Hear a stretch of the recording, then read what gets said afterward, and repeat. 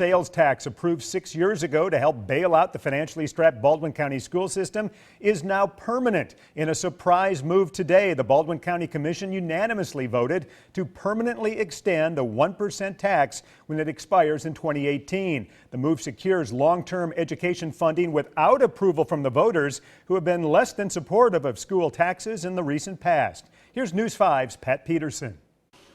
The Baldwin County Commission has given the school system a late Christmas gift. On Tuesday, the commission voted unanimously to permanently extend the emergency 1% school sales tax. This is not an additional tax. This is not an increase in taxes at all. This is simply a levy that continues the current level of funding for the school system so that the school board can focus on something other than campaigning and politics and instead can focus on educating our children.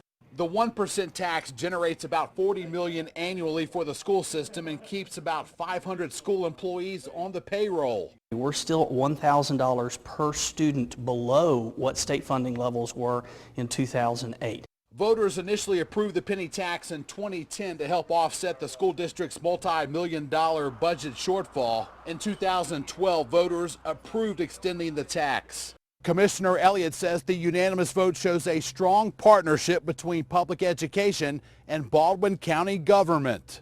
Is really a signal, I think, not only to the school board, but to the people of Baldwin County, that this is important to move our county forward and to stabilize our school system. We're not against public education or support to the school children. What we are in favor of is accountability, transparency, which they failed to do. Not everyone agrees with the decision, including members of the Eastern Shore Common Sense Campaign Tea Party. The resolution allows the commission to permanently extend the tax without voter approval. It's very questionable as to why the county commission would take this action. Maybe it's a stopgap measure just to ensure that if it doesn't pass and the voters don't pass it, that they'll pass it anyway against the voters. So this is taxation without representation, and we're against that.